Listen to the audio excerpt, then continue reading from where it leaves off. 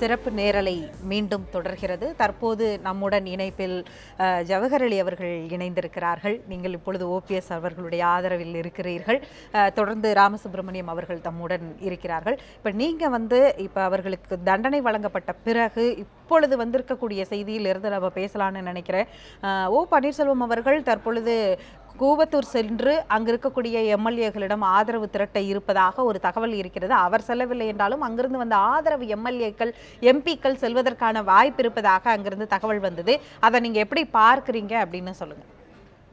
இந்த காலகட்டத்தில் அதாவது நீங்கள் இந்த தகவல் எந்த அளவுக்கு அது சரியான தகவல்னு எனக்கே தெரியல. மாண்புமிகு முதலமைச்சர் ஓபிஎஸ் அவர்கள் அங்கே செல்வாராங்கிறது எனக்கும் அந்த வகையில் ஒரு சந்தேகம் இருக்கிறது. ஆனால் இன்றைக்கு அதிமுகவுக்கு ஒரு இக்கட்டான சூழ்நிலையை அவர்கள் சசிகலா அம்மையார் அவர்கள் உருவாக்கி இருக்கிறார்கள். இதற்கு முழுக்க பொறுப்பு சசிகலா அம்மையார் தான். இப்படிப்பட்ட ஒரு அசாதாரணமான சூழ்நிலையை உருவாக்கியதும் சசிகலா அம்மையாரும் அவர்களுடைய குடும்பத்தார்களும். புரட்சித் தலைவர் எம்ஜிஆர் அவர்கள் இந்த கட்சியை உருவாக்கினார். புரட்சித் தலைவி அம்மா அவர்கள் இந்த கட்சியை கட்டமைத்து இன்றைக்கு மக்களுக்கு சேவை செய்வதற்காக கொண்டு வந்தார். ஆனால் தன்னுடைய சொந்த சுயநலத்துக்காக இந்த கட்சியை இன்றைக்கு கூறு போடக்கூடிய வகையிலே அம்மையார் சசிகலா அவர்களும் அந்த குடும்பத்தார்களும் செயல்பட்டு கொண்டிருப்பதால் தான் இப்படிப்பட்ட ஒரு சூழ்நிலை வந்திருக்கிறது. ஆனால் நான் சொல்வதெல்லாம் இப்போ இருக்கக்கூடிய எம்எல்ஏக்கள் எல்லாமே அவர்களை சுதந்திரமாக விட்டுட்டாலே இந்த பிரச்சனைக்கு முழுமையான தீர்வு கிடைச்சிடும். பெரும்பான்மையான எம்எல்ஏக்கள் அங்கே தான் இருக்கிறார்கள். இன்னும் சொல்ல போனால் அவர்கள் சட்டமன்ற குழு தலைவராக எடப்பாடி பழனிசாமி அவர்களை தேர்வு செய்து விட்டார்கள். ஆளுநருக்கும் அந்த தரப்பு செய்திகள் போய் சேர்ந்து விட்டது. ஆளுநருடைய அதாவது 2 மணிக்கு அவர்கள் நேரம் கேட்டிருக்கிறார்கள். அவருடைய அனுமதிக்காக இப்ப காத்திருக்கிறார்களுங்கும் பொழுது ஒரு முதலமைச்சரையே ஒரு அறைக்குள் வைத்து நிர்பந்தப்படுத்தி மிரட்டி அவர் காலரை பிடித்து அசிங்கப்படுத்தி எந்த அளவுக்கெல்லாம் அவரை மிரட்ட முடியுமோ ஒரு முதலமைச்சர் அவரையே ஒரு அறைக்குள் வைத்து மிரட்ட முடிந்தவர்களால் இந்த எம்எல்ஏக்கள் எல்லாம் இவர்களுக்கு சாதாரண தூசி. ஏன் சொல்றேன்னா நேத்தி கூட பிரஸ் மீட் வைக்கிறாங்க. அந்த பிரஸ் மீட்டில் அந்த நாங்கள் ஒரு பிரஸ்கார் சொன்ன விஷயம் அதில் யாருமே பிரஸ்காரங்க யாரும் கேள்வி கேட்கக்கூடியவர்கள் யாரும் இல்லையா. அப்படி யாராவது கேள்வி கேட்கிறதா இருந்தா பின்னாடி அந்த பவுன்சருங்கெல்லாம் சட்டையை பிடிச்சி இழுக்கிறாங்களாம். நாம இது மாதிரியான இதை நம்ம ஒரு ஆதாரபூர்வமா வைக்க முடியாது. அந்த நிலையில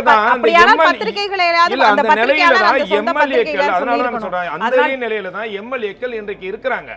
அப்படி இருக்கும்போது எந்த நிலையிலும் அவர்கள் சொல்வதற்கு கையெழுத்து போட தயார் இருக்காங்க. ஆனால் அவர்கள் மனசாட்சி உறுத்தி கொண்டிருக்கிறது எப்ப நம்ம வெளியே போவோம் மாண்புமிகு ஓபிஎஸ் அவர்களுக்கு ஆதரவு கொடுப்போங்கிற மனநிலையில் தான் அவங்க இருக்கிறாங்க.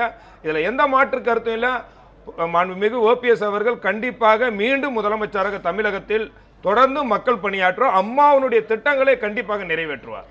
தொடர்ந்து நாம் அது குறித்து பேசலாம். அந்த திட்டங்களுங்கும் போது பல்வேறு விமர்சனங்கள் இருக்கு, நாம் அதை பேசலாம். இப்போ நீங்க சொன்னீங்க இருவரும் ஒன்றாகுவதற்கான ஒரே குடும்பத்துக்குள்ள நடந்த ஒரு பிரச்சனை தான், அதனால சமரசம் ஆய்வதற்கான வாய்ப்புகள் இருக்கிறதா நீங்க ஒரு பொதுவான ஒரு மனிதரா வெளியில இருந்து பார்க்குறீங்க.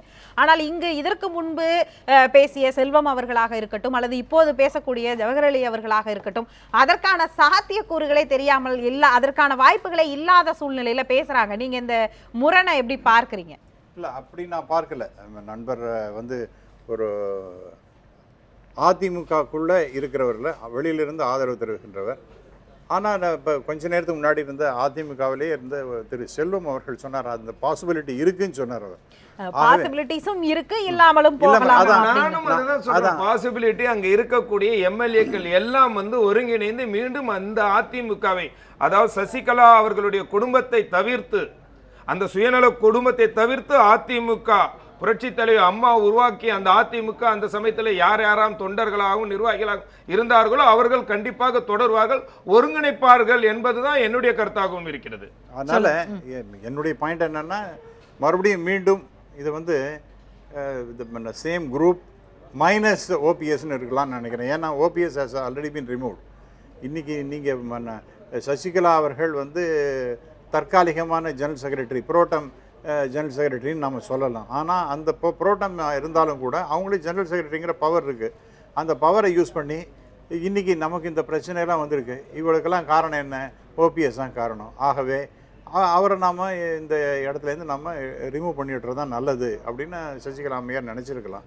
அந்த விதத்தில் அவர் வந்து ரிமூவ் பண்ணியிருக்காங்க. இப்போ அது ரைட்டா தப்பா அதெல்லாம் கட்சியினுடைய ரூல்ஸ் எல்லாம் பர்மிட் பண்ணுமா பண்ணாதா அதெல்லாம் பின்னாடி பார்க்க வேண்டி. இன்னைக்கு டுடேஸ் கான்டெக்ஸ்டில் பார்த்தீங்கன்னா he is no more a member of ADMK. எம்எல்ஏவாக இருக்கலாம், ஆனால் he is not a member of ADMK. அதுதான் இன்றைக்கி இருக்கக்கூடியது. அதை வந்து கண்டெஸ்ட் பண்ணி இல்லை நான் மெம்பர் தான், அவங்க என்னை ரிமூவ் பண்ணி செல்லாதுங்கிறது பின்னாடி பார்க்க வேண்டிய சமாச்சாரம். இப்போ இருக்கக்கூடியது அந்த நான் என்ன சொன்னேன்னு மறுபடியும் ஒருத்தர் சேரலாம், எல்லாம் வாய்ப்பு இருக்குது. ஆனால் மறுபடியும் கேள்வி இந்த பக்கமும் வருகிறது. ஏனென்றால் மதுசூதனன் அவர்கள் அன்றைக்கு 2 நாட்களுக்கு முன்பு பத்திரிகையாளர் சந்திப்பின் போது அவரை நீக்கிய போது அவர் சொன்னார், அவருக்கு அந்த அதிகாரம் இல்லை, நான் அவைத்தலைவராக நான் சொல்கிறேன், நான் வந்து அவரை வந்து நீக்குகிறேன் செயலாளரா அப்படின்னு இவர் பக்கம் இருந்தும் இந்த பக்கம் இருந்தும் சொல்கிறார்கள். இந்த குழப்பம் இது வந்து அதிமுகவுடைய சட்ட விதிகள் என்ன சொல்கிறது, இது எல்லாம் சேர்த்து தானே நாம வந்து பரிசீலனைக்கு எடுத்துக்கொள்ள வேண்டும். I fully agree with what you say. But என்னுடைய பாயிண்ட் என்னன்னா, மதுசூதனன் சொல்கிறதுக்கும் மதுசூதனன் பொசிஷனுக்கும் ஓபிஎஸ் பொசிஷனுக்கும் நிறைய வித்தியாசம் உண்டு. இன்றைக்கி ஆட்சி அமைப்பது யார் சீஃப் மினிஸ்டர், அதுதான் கேள்வி.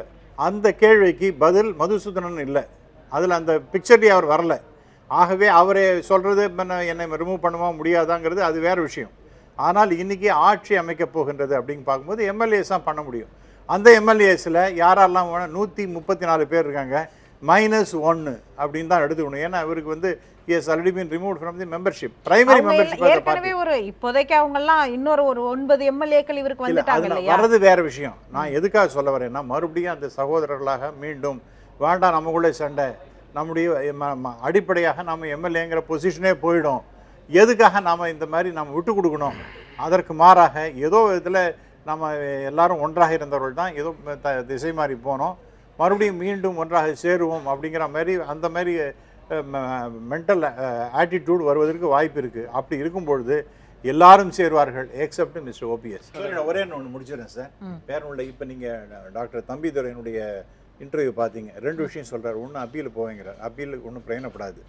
ஆரம்பத்திலே சொன்னது போல ரிவ்யூ பெட்டிஷன் போட்டாங்கன்னா அப்பீல் கிடையாது, ரிவ்யூ பெட்டிஷன். ஆமாம், இது அப்பீல்னா இதான் அவராக தான் சொல்கிறார் அவர். இட் இஸ் ரிவ்யூ பெட்டிஷன் போனால் அதே 2 ஜட்ஜஸ் முன்னாடி தான் வரும். அதை வந்து சேம்பரில் தான், அது இப்போ ஓப்பன் கோர்ட்டில் நடக்கிற மாதிரி நடக்காது. அது என்ன பண்ணுவாங்க, டிஸ்மிஸ் பண்ணுவாங்க. ஸோ இதான் 99% ஆஃப் த கேசஸ் அப்படி தான் நடந்துட்டு இருக்கு. ஆகவே இதுக்கு ஒன்றும் பிரயோஜனப்படாது ஒன்று. அதனால் சசிகலா அவர்களுக்கு கொடுக்கப்பட்ட தண்டனை என்பது இனிமேல் அதை மாற்றுவது என்பது ரொம்ப very very difficult, very remote chance ஒரு விஷயம். இரண்டாவதாக நான் சொன்னது போல் இப்போ எல்லாரும் சேர்ந்து வரலாம், மைனஸ் என்ன பெட்ரைட் அவர் பார்ட்டின்னு சொல்கிறார். ஆகவே அந்த ஃப்ளாக் இருக்கும் எக்ஸப்ட் மிஸ்டர் பன்னீர்செல்வம். ஸோ அவருடைய தியானத்தினுடைய விளைவு என்னன்னா, அவரை வந்து அஞ்ஞானத்தில் பண்ண ஒரு அஞ்ஞானவாசம் மாதிரி கொண்டு வந்து விட்டுடுதுன்னு நான் நினைக்கிறேன். இல்ல இதுல ஒரே ஒரு கருத்து, இல்ல நீங்க திட்டங்களை எல்லாம் செய்யல, திட்டங்களையில எக்ஸப்ட் பன்னீர்செல்வம் சொல்றாரு, அதுல எந்த வகையிலும் ஏற்றுக்கொள்ள முடியாது. ஏன்னா அவரை ஆதரித்து 11 எம்பிக்கள்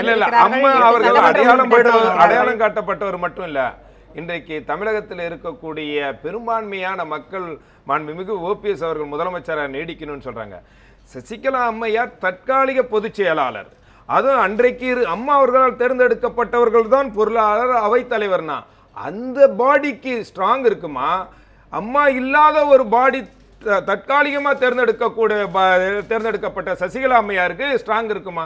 அது இது யோசிக்கணும். நீ இதாவது சட்டத்தின் முன்னாடி இதையெல்லாம் ஆளுநர் பரிசீலிப்பாரா அப்படிங்கிற ஒரு கேள்வி இருக்கிறது. உறுப்பினர்களும் பொதுக்குழு உறுப்பினர்களும் மட்டுமே 2300 பேர் தான். இவர்கள் வந்து அவங்களுக்கு அந்த மேஜிக் நம்பர் 118 மட்டும் தான் பார்ப்பார்கள். அது கட்சியிலிருந்து நீக்கத்துக்கு நான் சொல்றேன், கட்சியிலிருந்து நீக்கிறதுக்கு இவர்களுக்கு எந்த அதிகாரமும் இல்லை. ஏன்னா இவர்கள் தற்காலிக பொதுச் செயலாளர், ஏற்கனவே இந்த அணியில வந்து மாநகரத்தில இருந்து அந்த தேர்வு செய்யப்பட்டதை கொண்டாந்து கொடுத்து அங்கேயும் வந்து முன்னாடி நின்னு செஞ்சது ஃபுல்லா ஓ பன்னீர்செல்வம். இருந்தாலும் அன்றைய நிலை வேற, இன்றைக்கு இருக்கக்கூடிய நிலை வேற. அப்ப கூட அவர்களை தற்காலிகமாக தான் தேர்ந்தெடுத்தாங்க. இன்றைக்கு அவர்கள் வேறு நிலையில் இவர்கள் எடுத்ததால் இந்த குடும்பத்தினுடைய அந்த அதிகார பலத்தால தான் இவர்கள் வேறு நிலை எடுத்திருக்கிறாங்க. தற்போது நம்முடன் தொடர்ந்து இணைப்பில் வந்திருக்கக்கூடிய அரசியல் விமர்சகரான பெருமாள்மணி அவர்களை வரவேற்று நாம தொடர்ந்து பேசலாம் அவரிடம்.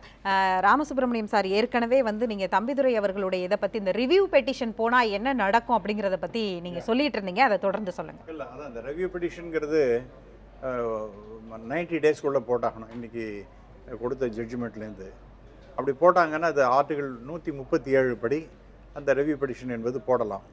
போட்டாங்கன்னா என்ன ஆகுன்னா, நான் சொன்னது போல தான் இது சேம்பருக்குள்ளே நடக்கிற சமாச்சாரம்.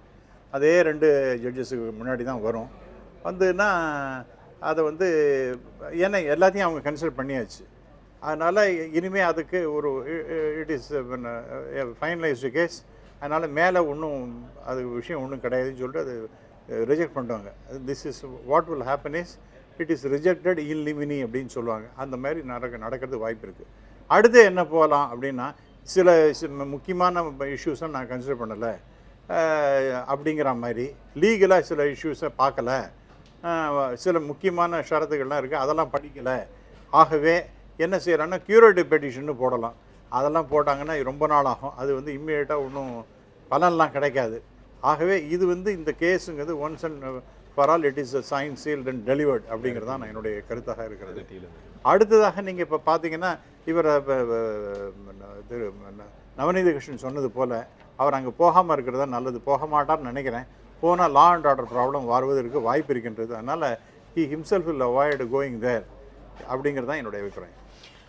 நான் பெருமாள்மணி அவர்களிடம் போவதற்கு முன்னால் நீங்கள் தொடர்ந்து நலத்திட்டங்களை செய்வதற்கு கண்டிப்பாக பன்னீர்செல்வம் அவர்கள் வரணும் அப்படிங்கிறதையும், அவங்க ஜெயலலிதா அவர்கள் விட்டு சென்ற நலத்திட்ட உதவிகளை இவர் செய்தார், அதில் ஒரு மாறுபட்ட ஒரு விமர்சனம் முன்வைக்கப்படுகிறது. அதாவது உதய் திட்டத்தை கடுமையாக ஜெயலலிதா அவர்கள் எதிர்த்தார். நாடாளுமன்ற தேர்தலுக்கு முன்பு எரிசக்தி துறை அமைச்சர் பியூஷ் கோயல் சந்திக்கவே மறுத்தார். இதை அவரே ஒப்புக்கொண்டு பத்திரிகையாளர்களை சந்தித்து பியூஷ் கோயல் அவர்கள் சொன்னது ஒன்று.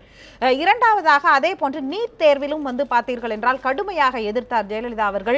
ஆனால் இப்பொழுது பார்த்தீர்கள் என்றால் இப்ப நீட் தேர்வுக்கு இங்க மாநில அளவில் அது இன்னும் குடியரசுத் தலைவர் ஒப்புதல், ஆனால் இடையில் நீட் தேர்வுக்கு ஒரு ஆதரவான மனநிலையும் வந்தது. இப்படியாக மத்திய அரசை கடுமையாக எதிர்க்க வேண்டிய இடங்களில் எதிர்த்த மாநில அரசு அப்போதெல்லாம் மத்திய அரசிற்கு ஒப்புதல் வழங்கியது போன்ற ஒரு ஒத்து இசைவாக இருந்ததை இப்போது எப்படி பார்ப்பது? நீங்கள் ஜெயலலிதா அவர்களுடைய திட்டங்களை இவர்தான் தொடர்வார் என்பதை எப்படி எடுத்துக்கொள்வது? அதாவது அம்மா அவர்கள் எந்த நிலை எடுத்தார்களோ அதே நிலை தான் இப்பயும் இந்த அரசாங்கம் செயல்படுத்திக்கிட்டு வராங்க. நீட் தேர்வில் என்ன நிலை எடுத்தாங்களோ அந்த நீட் தேர்வை எதிர்த்து சட்டமன்றத்தில் தீர்மானமும் நிறைவேற்றிருக்காங்க. ரெண்டாவது, உதய் திட்டம் அம்மா அவர்கள் சொன்ன முக்கிய கைதே 3 மாதத்துக்கு ஒரு முறை அந்த மின்சார கட்டணத்தை மாற்றி அமைக்கணுங்கிற அதுதான் மெயினுடைய இதாக இருந்தது. ஏன்னா அது உபயோகிப்பாளர்கள் மிகப்பெரிய அளவு பாதிப்படுவாங்க. எப்படி நீங்கள் பெட்ரோல் விலையெல்லாம் ஒரு தினம் ஒவ்வொரு நாள் ஏற்றிக்கிட்டே போகிறீங்களோ அந்த நிலைமைக்கு கொண்டு போயிடாதீங்க, தமிழக மக்கள் மிகவும் கஷ்டப்படுவாங்கன்னாங்க. அதை அம்மா வைத்த கோரிக்கையை இன்றைக்கு அந்த உதய் திட்டத்தில் அந்த பியூஷ் கோயல் ஏற்றுறாரு. அந்த காரணத்தினால தான் இப்போ அந்த உதய் திட்டத்தில் சேர்ந்துருக்கிறாங்க. அது மட்டும் இல்லை, அந்த பணம் அதில் உள்ள கடன்கள் தமிழக அரசை கட்ட வேண்டும் என்பதை கூட அதில் ஒரு சில மாற்றங்கள் செய்திருக்கிறார்கள். அந்த நிலையில் எந்த திட்டம் நல்ல திட்டம் இருந்தாலும் அம்மா அவர்கள் ஏற்றுக்கொள்பவர் தான். அதுக்காண்டி மத்திய அரசு கொண்டு வர திட்டங்கள்லாம் எதுவுமே எதிர்ப்பவர் அல்ல. மக்களுக்கு தேவையான திட்டங்களே அன்றைக்கு ஏற்றார்கள். அதே போல் தான் இன்றைய அரசு இது நல்ல திட்டம் அம்மா சொன்ன இதெல்லாம் மாற்றி அமைச்சிருக்காங்க.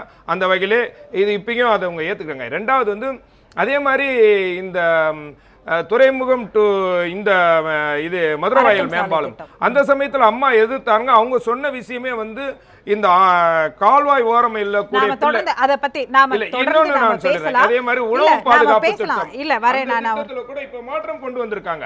அதனாலதான் ஏற்றிருக்காங்க. அதனால எந்த வகையிலும் அம்மாவனுடைய திட்டங்களையும் அம்மாவனுடைய பார்வையிலிருந்து எந்த வகையிலும் இவங்க ஒரு துளி கூட மாறவே இல்லை. இப்ப மாற்றம் மத்திய அரசாங்கம் கொண்டு வந்திருக்காங்க, இவர்கள் மாறவில்லை.